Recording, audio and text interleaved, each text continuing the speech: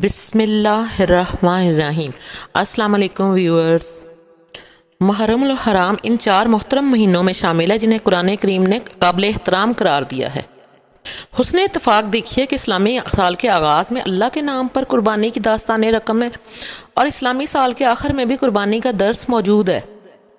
تاریخ میں 2 ایسے واقعات پیش آئے ہیں جن سے ہمیں معاشرتی زندگی گزارنے کی بہت ساری باتوں کا عملی درس ملتا ہے۔ پہلا واقعہ خلیفہ دوم سیدنا عمر فاروق رضی اللہ تعالیٰ عنہ کی شہادت، جبکہ دوسرا واقعہ نواسہ رسول صلی اللہ علیہ وآلہ وسلم سیدنا امام حسین رضی اللہ تعالیٰ عنہ کی شہادت کا ہے۔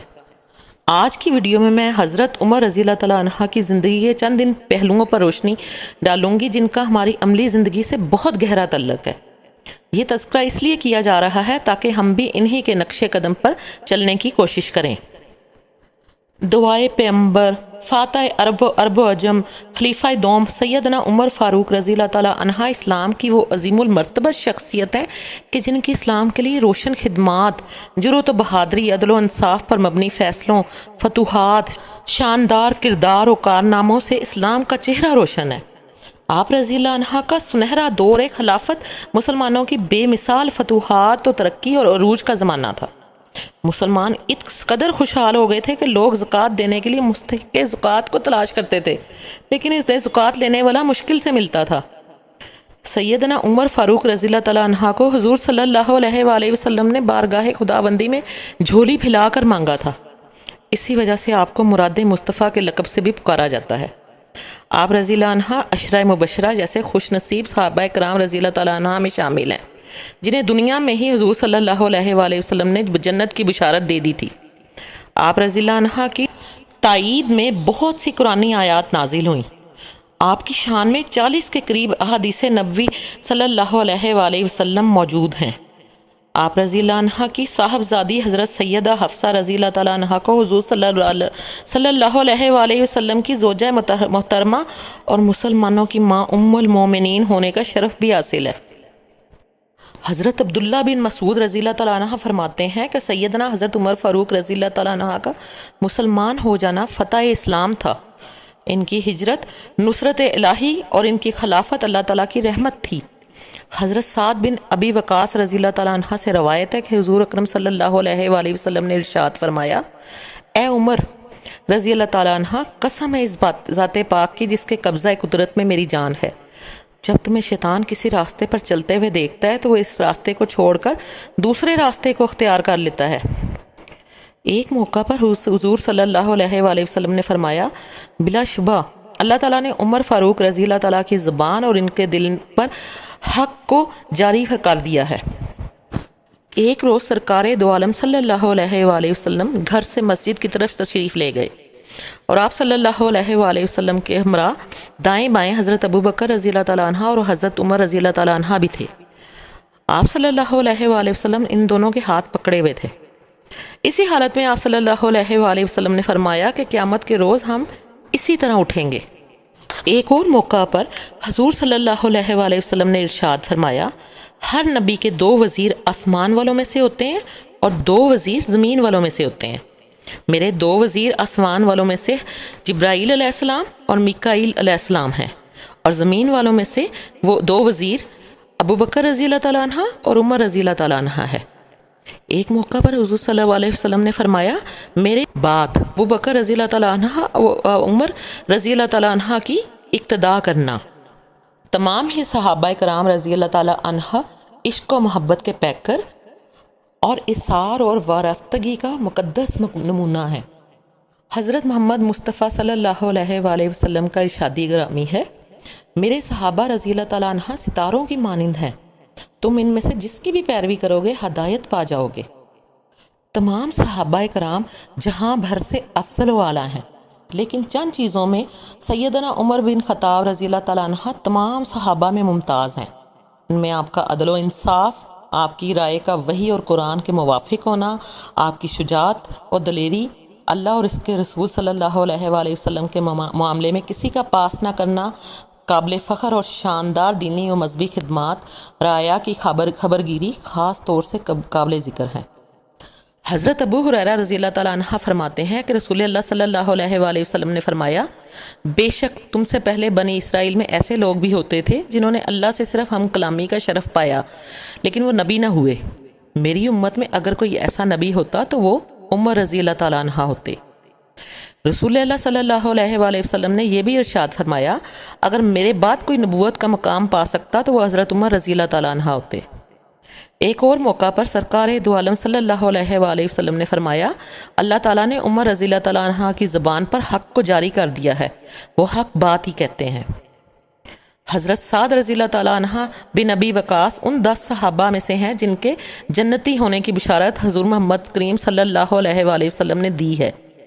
وہ حضرت عمر رضی اللہ تعالیٰ عنہ کے بارے میں کہتے ہیں، خدا کی قسم، عمر رضی اللہ تعالیٰ اسلام لانے میں گو ہم سے پہلے نہیں اور نہ ہی ہجرت کرنے میں ہم پر مقدم ہوئے، مگر میں خوب جانتا ہوں کہ کس چیز کے سبب وہ ہم سے افضل ہیں۔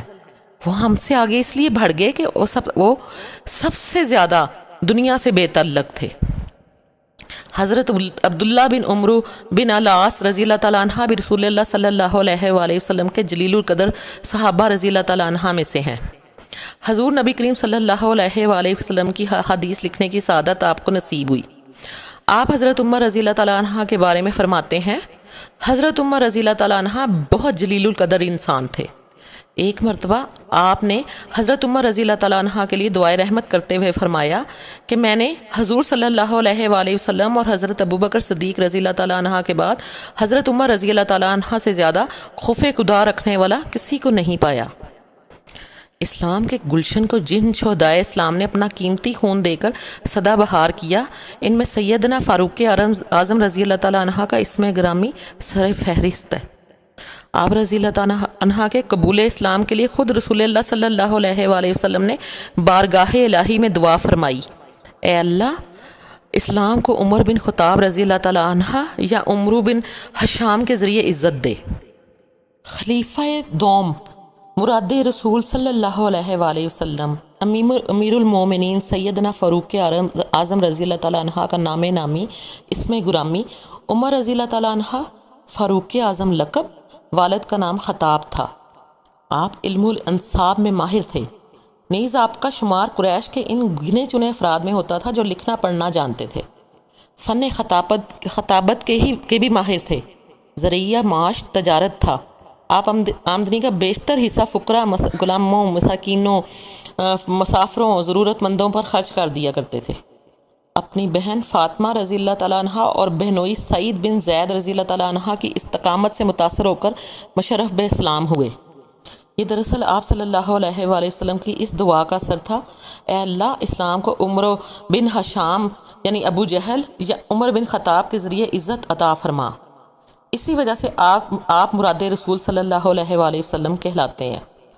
اسلام قبول کرنے والوں میں آپ کا 40واں نمبر ہے۔ آپ کے قبول اسلام سے دین اسلام کو نئی قوت عطا ہوئی۔ آپ کا شمار مہاجرین میں ہوتا ہے اور آپ نے 20 افراد کے ساتھ 13 نبوی میں مدینہ منورہ ہجرت کی اور قبا میں حضرت رفاع بن منظر رضی اللہ تعالیٰ عنہ کے مکان میں قیام فرمایا۔ حضرت فاروق اعظم رضی اللہ تعالیٰ عنہ قبول اسلام کے بعد تمام غزوات میں بنفس نفیس شریک ہوئے اور جرأت و بہادری کے جوہر دکھائے۔ غزوہ بدر میں قریش کے سرغنہ کو قتل کیا۔ غزوہ احد میں آخر دم تک ثابت قدمی کا مظاہرہ کیا۔ غزوہ خندق میں خندق کے پار کفار کے حملوں کو پسپا کیا۔ غزوہ خیبر میں قلعہ وطی اور سالم کو فتح کرنے کے لیے حضرت صدیق اکبر رضی اللہ تعالیٰ عنہ کے بعد آپ کو بھیجا گیا۔ فتح مکہ کے موقع پر حضور اکرم صلی اللہ علیہ وآلہ وسلم نے خواتین سے بیعت لینے پر مامور فرمایا۔ غزوہ تبوک کے موقع پر اپنے گھر کا آدھا مال لا کر خدمت اقدس میں پیش کر دیا۔ غرض آپ تمام غزوات میں پیش رہنے والوں میں شامل تھے۔ حضرت ابوبکر صدیق رضی اللہ تعالیٰ عنہ کی وفات کے بعد آپ خلیفہ مقرر ہوئے۔ آپ نے امور خلافت چلانے کے لیے مہاجرین و انصار کی مجلس شورا قائم کی۔ اس حیثیت سے آپ اسلام کے شورائی نظام کے بانی ہیں۔ ملک کو 8 ڈویژنوں میں تقسیم کر کے ان پر حاکم اعلیٰ اور گورنرز مقرر فرمائے۔ کاتب، کلیکٹر، انسپیکٹر جنرل پولیس، افسر خزانہ، ملٹری اکاؤنٹنٹ جنرل اور جج وغیرہ کے عہدے مقرر کیے۔ باقاعدہ احتساب کا نظام قائم کیا، زراعت کی ترقی کے لیے نہری نظام جاری فرمایا، تالاب اور ڈیم بنوائے اور آبپاشی کا ایک مستقل محکمہ قائم فرما دیا، بنجر زمینوں کے آباد کاروں کو مالکانہ حقوق دیے، سرونٹ کوارٹرز، فوجی قلعے اور چھاؤنیاں، سرائے، مہمان خانے اور چوکیاں قائم کرائیں، کوفہ، فسطاط، ہیرا اور موصل سمیت کئی عظیم الشان شہروں کی بنیاد رکھی اور انہیں آباد کیا، فوج اور پولیس کے نظام میں اصلاحات کی اور انہیں منظم کیا، بہترین عدل و انصاف کا نظام قائم کیا جو ضرب المثل کی حیثیت رکھتا ہے، سن ہجری کی بنیاد رکھی، مساجد کے ائمہ، مؤذنین، فوجیوں اور ان کے اہل خانہ اور اساتذہ کی وغیرہ کی تنخواہیں مقرر فرمائیں، اس کے علاوہ مردم شماری، زمین کی پیمائش کا نظام، جیل خانے، صوبوں کا قیام، لاوارث بچوں کے وظیفے کا اجرا، مکاتب قرآنی کا قیام، نماز تراویح کا باقاعدہ آغاز وغیرہ آپ کے دور خلافت کی یادگاریں ہیں۔ حضرت عمر فاروق رضی اللہ تعالیٰ عنہ نے 22 لاکھ مربع میل پر حکومت کی اور آپ کی مدت خلافت تقریباً 13.5 سال بنتی ہے۔ عراق اور شام پر لشکر کشی کر کے اسلام کا علم لہرایا، ایک لشکر بھیجا جس نے مجوسیوں کو عبرتناک شکست دی اور رستم کی سازشوں کا خاتمہ کیا۔ جنگ قادسیہ کے 3 کامیاب مارکوں نے دشمن کی کمر توڑ کے رکھ دی، ان کی قیادت حضرت سعد بن ابی وقاص رضی اللہ تعالیٰ عنہ، نعمان بن مکرن اور قطع بن عمرو الغاری رضی اللہ تعالیٰ عنہ نے کی۔ جنگ نہاوند آپ کی خلافت میں لڑا جانے والا آخری مارکہ تھا جس نے دشمن کی کمر توڑ کر رکھ دی۔ دمشق، اردن، حمات، شیراز، مرت النمان، بالبک، حمص، شام کا اکثر حصہ، بیت المقدس اور اس کے آس پاس کے علاقے، مصر، فسطاط، اسکندریہ، کبساریہ، آذربائیجان، طبرستان، کرمان، مکران اور خراسان وغیرہ آپ کے دورہ خلافت میں فتح ہوئے۔ سیدنا حضرت عمر فاروق رضی اللہ تعالیٰ عنہ نے تمام غزوات اور جنگوں میں حصہ لیا اور کفار کے خلاف شجاعت اور بہادری کے خوب جوہر دکھائے۔ آپ رضی اللہ تعالیٰ عنہ نے خلیفہ اول سیدنا حضرت ابوبکر صدیق رضی اللہ تعالیٰ عنہ کے دور خلافت میں ان کے ساتھ مل کر اسلام کی اشاعت و غلبے کے لیے بہت کام کیا۔ حضرت ابوبکر صدیق رضی اللہ تعالیٰ عنہ کو اپنے دور خلافت میں اس بات کا تجربہ ہو چکا تھا کہ ان کے بعد منصب خلافت کے لیے حضرت عمر فاروق رضی اللہ تعالیٰ عنہ سے بہتر کوئی شخص نہیں۔ حضرت عمر فاروق رضی اللہ تعالیٰ عنہ کے انتخاب کے لیے حضرت ابوبکر صدیق رضی اللہ تعالیٰ عنہ نے خفیہ رائے شماری کا طریقہ اختیار کیا تھا۔ صحابہ کرام رضی اللہ تعالیٰ عنہ کی اعلیٰ مشاورتی کونسل اور جلیل القدر صحابہ کرام رضی اللہ تعالیٰ عنہ سے مشورے کے بعد حضرت ابوبکر صدیق رضی اللہ تعالیٰ عنہ نے حضرت عمر فاروق رضی اللہ تعالیٰ عنہ کی جانشینی کا اعلان کیا تھا۔ بعض مورخین کے مطابق رائے شماری کے دوران چند صحابہ کرام رضی اللہ تعالیٰ عنہ نے کہا کہ عمر رضی اللہ تعالیٰ عنہ کا مزاج سخت ہے، اگر وہ سختی پر قابو نہ پا سکے تو بڑا سانحہ ہوگا۔ حضرت ابوبکر صدیق رضی اللہ تعالیٰ عنہ نے جواب دیا کہ عمر رضی اللہ تعالیٰ عنہ کی سختی میری نرمی کی وجہ سے ہے، جب تنہا ان پر ذمہ داری عائد ہوگی تو یقیناً جلال و جمال کا امتزاج قائم ہو جائے گا۔ سیدنا عمر فاروق رضی اللہ تعالیٰ عنہ نے خلیفہ بننے کے بعد اس بات کو سچ ثابت کر دکھایا تھا۔ انہوں نے مسلمانوں کو خطبہ دیا اور اس خطبے میں فرمایا، اے لوگو، میری سختی اس وقت تک تھی جب تک تم لوگ حضور صلی اللہ علیہ وآلہ وسلم اور حضرت ابوبکر رضی اللہ تعالیٰ عنہ کی نرمی اور مہربانیوں سے فیض یاب تھے۔ میری سختی نرمی کے ساتھ مل کر اعتدال کی کیفیت پیدا کر دیتی تھی۔ اب میں تم پر سختی نہیں کروں گا، میری سختی صرف ظالموں اور بدکاروں پر ہوگی۔ تواضع کی صفت آپ رضی اللہ تعالیٰ عنہ میں بہت زیادہ پائی جاتی تھی۔ باوجود یہ کہ بڑے بڑے بادشاہ آپ رضی اللہ تعالیٰ عنہ کے نام اور تذکرے سے کام جاتے تھے، خلیفۃ المسلمین بننے پر آپ رضی اللہ تعالیٰ عنہ ممبر پر تشریف لائے تو اس سیڑھی پر بیٹھ گئے جس پر حضرت ابوبکر صدیق رضی اللہ تعالیٰ عنہ قدم رکھتے تھے۔ صحابہ کرام رضی اللہ تعالیٰ عنہ نے کہا کہ اوپر بیٹھ جائیں، تو فرمایا، میرے لیے یہ کافی ہے کہ مجھے اس مقام پر جگہ مل جائے جہاں صدیق اکبر رضی اللہ تعالیٰ عنہ کے قدم رہتے ہوں۔ آپ رضی اللہ تعالیٰ عنہ کے زہد و تقوی کی یہ حالت تھی کہ بیت المال میں سے اپنا وظیفہ سب سے کم مقرر کیا، جو آپ رضی اللہ تعالیٰ عنہ کی ضرورت کے لیے بہت کم تھا، اور کئی مرتبہ بیت المال سے صرف 2 ہی جوڑے کپڑے کے لیتے، وہ بھی کسی موٹے اور کھردرے کپڑے کے ہوتے۔ جب وہ پھٹ جاتے تو ان پر چمڑے اور ٹاٹ کے پیوند لگاتے۔ حضرت زید بن ثابت رضی اللہ تعالیٰ عنہ فرماتے ہیں کہ میں نے ایک مرتبہ حضرت عمر رضی اللہ تعالیٰ عنہ کے لباس میں 17 پیوند شمار کیے۔ خشیت اور خوف الہی کی یہ حالت تھی کہ نماز میں آیات قیامت و آخرت کے ذکر پر آپ دیدہ ہو جاتے۔ زکوٰۃ و صدقات بہت کثرت سے دیا کرتے تھے۔ آخری عمر میں اکثر روزے سے رہتے تھے۔ اپنی رعایا کی خبر گیری کے لیے راتوں کو اٹھ کر گشت کیا کرتے۔ جو صحابہ کرام رضی اللہ تعالیٰ عنہ جہاد پر گئے ہوتے، ان کے گھروں کی ضروریات کا خیال رکھتے، بازار سے سامان وغیرہ خود خریدتے اور ان کے گھروں میں پہنچاتے تھے۔ سیدنا حضرت عمر فاروق رضی اللہ تعالیٰ عنہ جب کسی صوبے یا علاقے میں کسی کو گورنر وغیرہ مقرر کرتے تو اس کی عدالت و امانت لوگوں کے ساتھ معاملات کے بارے میں خوب تحقیق کرتے، پھر اسے مقرر کرنے کے بعد اس کی مسلسل نگرانی بھی کرواتے۔ رعایا کو حکم تھا کہ میرے حکام یعنی گورنر سے کسی کو بھی کوئی شکایت و تکلیف پہنچے تو وہ بے خوف و خطر مجھے اطلاع دیں۔ آپ رضی اللہ تعالیٰ عنہ اپنے مقرر کردہ حکام کی ذرا سی بات پر گرفت کرتے اور انہیں مقرر کرتے وقت ایک پروانہ لکھ کر دیتے، یعنی حکم لکھ کر دیتے، جس پر یہ ہدایات درج ہوتی: باریک کپڑا نہ پہننا، چھنے ہوئے آٹے کی روٹی نہ کھانا، اپنے دفتر کا دروازہ بند نہ کرنا، کوئی دربان نہ رکھنا تاکہ جس وقت بھی کوئی حاجت مند تمہارے پاس آنا چاہے بے روک ٹوک آ جا سکے، بیماروں کی عیادت کرنا، جنازوں میں شرکت کرنا۔ آپ ان احکام کو دیکھیں اور آج کل کے افسران کو دیکھیں جن کی گردن میں سریا ہے۔ سوری ٹرو سے ان سے بات کرنا تو دور، ان کو دیکھنا بھی بہت مشکل ہے، اتنا زیادہ ان کا پروٹوکول ہوتا ہے۔ حضرت عمر فاروق رضی اللہ تعالیٰ عنہ اپنی رعایا کی فلاح و بہبود اور ان کی خدمت و آرام کا بہت خیال رکھتے اور ان کی شکایات کو ہر ممکن دور کرنے کی کوشش کرتے۔ آپ رضی اللہ تعالیٰ عنہ کا یہ معمول تھا کہ ہر نماز کے بعد مسجد کے صحن میں بیٹھ جاتے اور لوگوں کی شکایات سنتے ہوئے موقع پر احکام جاری کرتے، راتوں کو گشت کرتے اور سفر میں راہ چلتے لوگوں سے مسائل و حالات پوچھتے۔ دور دراز علاقے کے لوگ وفود کی شکل میں حاضر ہو کر اپنے مسائل وغیرہ سے آگاہ کرتے اور بعض مرتبہ آپ رضی اللہ تعالیٰ عنہ مختلف علاقوں کا خود دورہ کر کے لوگوں کے مسائل و شکایات کو دور کرتے۔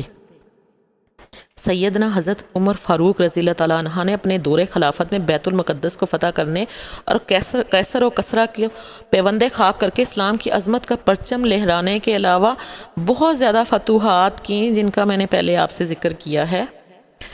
آپ نے بہت زیادہ تعمیری کام کروائے، بہت زیادہ اصلاحات کی، اور ایسے یعنی کہ جو اس سے پہلے ان چیزوں کا کانسیپٹ ہی نہیں تھا۔ ماڈرن دور میں بھی آپ دیکھ لیں سرائے کا کانسیپٹ، یعنی کہ مہمان خانے وغیرہ، اور بیت المال، اور جو یہ نیا سال شروع کرنے، اسلامی نیا سال، یہ سب حضرت عمر کی کیے ہوئے کام ہے۔ اور آپ نے وقف، یعنی کہ وقف جو ہوتا ہے اوقاف، اس کا طریقہ بھی آپ نے ہی ایجاد کیا، اور آپ نے مساجد میں راتوں کو روشنی کا بھی انتظام کیا۔ عوام کے لیے بہت سے فلاحی و اصلاحی کام آپ رضی اللہ تعالیٰ عنہ نے جاری کیے۔ آپ نے پرچہ نویس مقرر کیے، مکہ معظمہ سے مدینہ منورہ تک مسافروں کے آرام کے لیے مکانات تعمیر کروائے، گمشدہ بچوں کی پرورش کے لیے روزینے مقرر کیے، مختلف شہروں میں مہمان خانے بھی تعمیر کرنا بھی آپ کا کارنامہ ہے۔ اس کے علاوہ آپ نے غیر مسلموں اور یعنی مفلوق الحال عیسائیوں اور یہودیوں کے روزینے بھی آپ رضی اللہ تعالیٰ عنہ نے ہی مقرر کیے۔ آپ نے شراب کی حد کے لیے 80 کوڑے مقرر کیے، تجارت کے گھوڑوں پر زکوٰۃ مقرر کی۔ لیکن سیدنا عمر فاروق رضی اللہ تعالیٰ عنہ کی شان و شوکت فتوحات اسلامی سے باطل قوتیں بہت پریشان تھیں۔ ایک صبح آپ حسب معمول نماز فجر کے لیے مسجد میں تشریف لائے اور نماز شروع کروائی۔ ابھی تکبیر تحریمہ ہی کہی تھی کہ ایک شخص ابو لولو فیروز مجوسی، جو پہلے سے ہی ایک زہر غلوط خنجر لیے مسجد کی محراب میں چھپا ہوا تھا، اس نے خنجر کے 3 وار آپ رضی اللہ تعالیٰ عنہ پر کیے، جس سے آپ رضی اللہ تعالیٰ عنہ کو کافی گہرے زخم آئے۔